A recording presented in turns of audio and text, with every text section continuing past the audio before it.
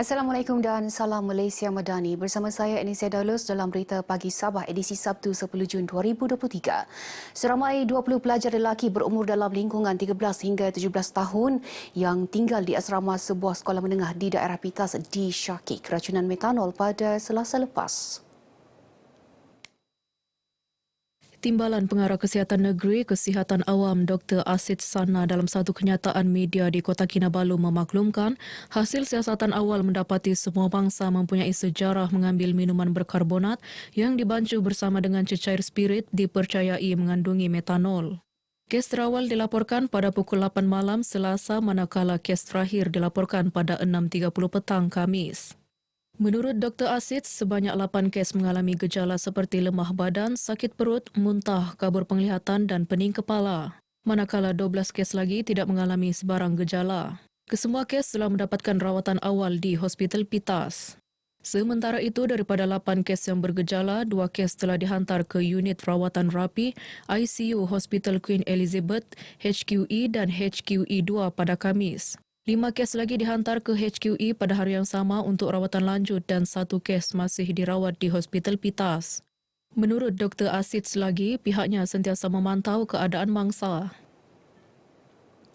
Susulan kejadian seorang budak digigit anjing di Pitas, Majlis Daerah Pitas bersama agensi lain menggerakkan usaha menangkap anjing-anjing liar yang berkeliaran sekitar daerah berkenaan.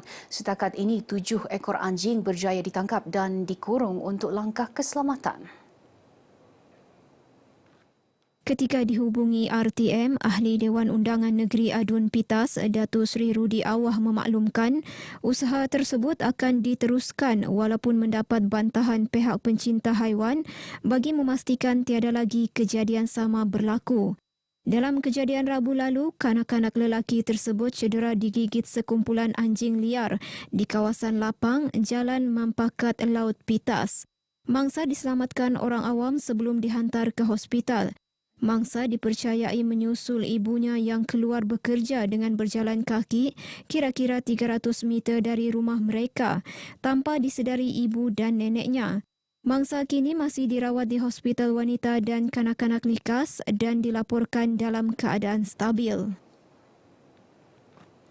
Pencarian seorang lelaki 56 tahun dilaporkan hilang di kawasan perairan Sungai Melayu, Pulau Sebatik Tawau diteruskan hari ini. Semalam, operasi mencari dan menyelamat mangsa yang dijalankan di sekitar 5 batu nautika persegi bot dilaporkan karam dihentikan pukul 5 petang. Bercakap kepada RTM, Timbalan Pengarah Zon Maritim Tawau, Komander Maritim Amiluddin Yanggah berkata, pihaknya menerima panggilan kecemasan mengenai insiden tersebut pukul 11 pagi semalam.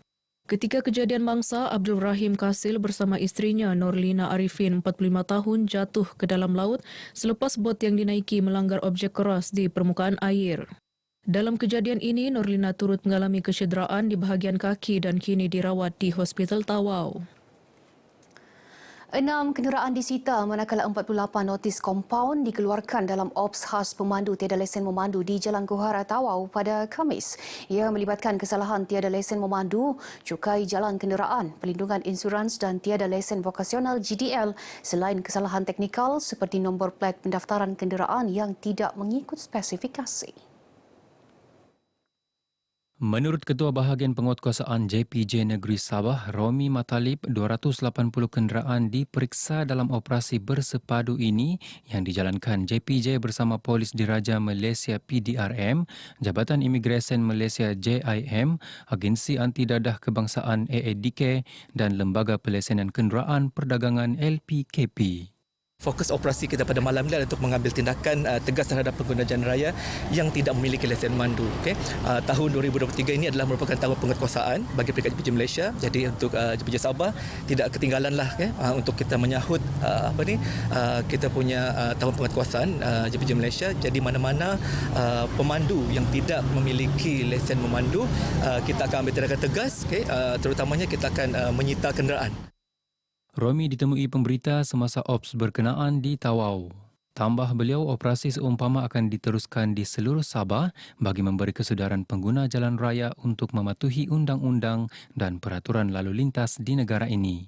Dalam pada itu, 8 tangkapan dibuat JIM hasil pemeriksaan dokumen terhadap 42 individu, sementara AADK menjalankan ujian urin kepada 22 pengguna jalan raya namun tiada tangkapan dibuat.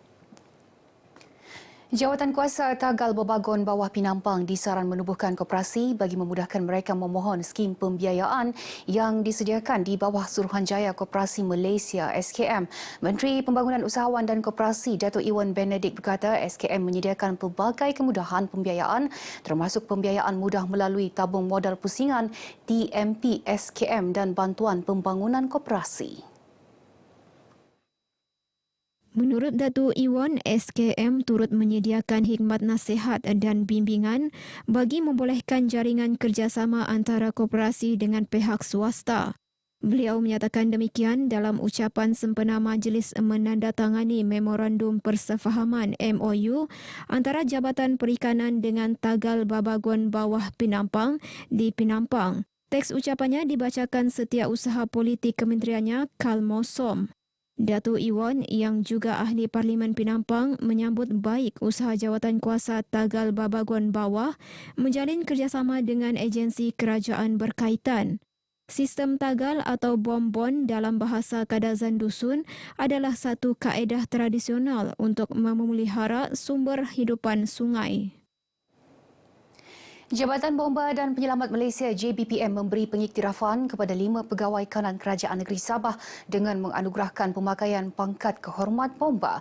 Penganugerahan itu disempurnakan Ketua Pengarah JBPM, Datuk Abdul Wahab Mat Yassin dalam Majlis Penganugerahan Pangkat Kehormat JBPM Negeri Sabah di Menara Kinabalu. Penganugerahan ini melibatkan pemakaian pangkat Timbalan Pesuruh Jaya Bomba Kehormat kepada Setiausaha Kerajaan Negeri Datuk Seri Panglima Surveyor Safar Untong dan Setiausaha Persekutuan Negeri Sabah Datuk Makzan Mahyudin. Sementara pangkat Penolong Kanan Pesuruh Jaya Bomba Kehormat dianugerahkan kepada Setiausaha Hal Ehwal Dalam Negeri dan Penyelidikan Sabah Datuk Awang Syaminan Awang Syahari. Manakala pangkat Penolong Pesuruh Jaya Bomba Kehormat dianugerahkan kepada Setiausaha Sulit Ketua Menteri Elvin Aldrik Jilan dan Setiausaha Perhubungan Khas yang di-Pertuan Negeri Sabah Datuk Muhammad Rashid Datuk Muhammad Tahir. 41 unit darah berjaya dikumpul dalam program derma darah sempena sambutan Hari Penderma Darah Sedunia 2023 yang berlangsung di Wisma Perindustrian Kota Kinabalu. Program anjuran Persatuan Akauntan Sektor Awam Malaysia PSA Zon Sabah dengan kerjasama Persatuan Penderma Darah, Pertubuhan Komoditi Penderma Darah Malaysia, Institut Akauntan Malaysia, Hospital Queen Elizabeth dan Persatuan Thalassemia Sabah. Ketika ditemui, Ahli Majlis PSA Malaysia Rosdi Abu berkata program ini bagi membantu menambah bekalan darah di hospital sekaligus membantu golongan memerlukan. Yang pertama kalinya kita nak beri kesedaran terlebih dahulu kepada ahli-ahli kita mengenai kepentingan untuk menerima darah yang boleh menyelamatkan nyawa. Dan yang keduanya untuk melahirkan ahli yang prihatin dan sanggup berkorban memerlukan bantuan. Dan ketiganya program ini dilaksanakan untuk memastikan kita juga membantu tabungan darah hospital QE untuk keperluan yang memerlukan. Sementara itu, penderma darah yang ditemui menzahirkan rasa gembira kerana menjadi sebahagian masyarakat yang prihatin. Saya sebenarnya ada juga sejarah asma lah, tapi kebetulan dalam seminggu dua ni sihat juga. Jadi maksudnya walaupun dengan kekangan kesihatan, bagus cek, review dulu. Doktor boleh sahkan kalau kita sihat, menderma, kita boleh teruskanlah. Terutamanya untuk yang darah yang cukup lah. Saya rasa berbangga lah dapat menyumbang dan membantu orang lain juga. Ikut betul saya derma darah sebab kesedaran lah. Saya tahu yang banyak yang sebenarnya berniat untuk berderma darah tapi tidak melepasi saringan untuk derma darah, susah untuk derma darah dan banyak keperluan yang diperlukan untuk golongan yang memerlukan darah ni. So memang dari sana saya nampak saya bertanggungjawab untuk jika saya lepas, saya akan derma darah lah. Saya macam nak bantu orang, bagi saya lah. Kan saya baca tu kan, dia kata banyak kita dapat bagi manfaat kepada yang memerlukan. Itu yang saya kuat hati juga macam tu. Lepas tu dorongan dari kawan-kawan. Ya, dia kata, jom derma. Dia kata, cubalah. Okey, saya cuba. Saya sambut cabaran. Kesihatan tiada masalah lah. Bukan bilang derma darah, itu kesihatan tidak bagus. Bagus juga kesihatan.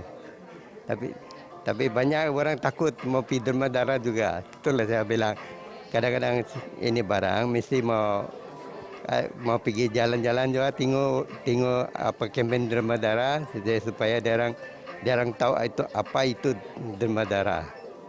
Jadi derang boleh juga derma darah lah. Bilang buat benda yang baik. Kebetulan ini hari Jumaat, buat benda yang baik lah. Dan bagi saya derma darah ni adalah satu benda yang orang bilang benda yang kita boleh bantu orang tanpa kos apa yang kita ada. Seramai 16 belia terdiri golongan kurang berkemampuan di Sabah terpilih menyertai program Akademi Discover Muay Thai DMT. Kesemua mereka akan berpeluang menjadi atlet maupun jurulatih profesional Muay Thai selain peluang dalam bidang peruncitan, pemasaran, hospitaliti dan pentadbiran.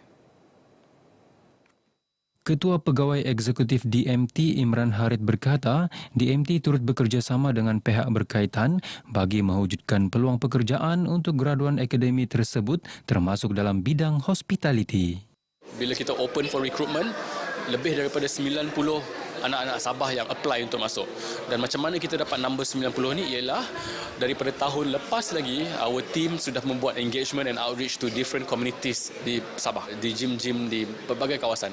Dan juga daripada rekomendasi daripada Persatuan Muay Thai Negeri Sabah, dan daripada situ kita dapat ramai. So kita terpaksa filter lah. Filter maksudnya kita kena pastikan mereka betul-betul daripada golongan B40 dan memerlukan.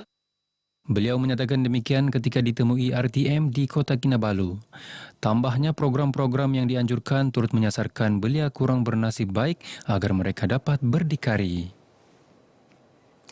Baik, paparan itu mengakhiri perkembangan berita pagi Sabah kali ini. Menyusul selepas ini berita pagi Sarawak. Saya Nisa Daulas, salam Malaysia Madani, tekad perpaduan penuhi harapan.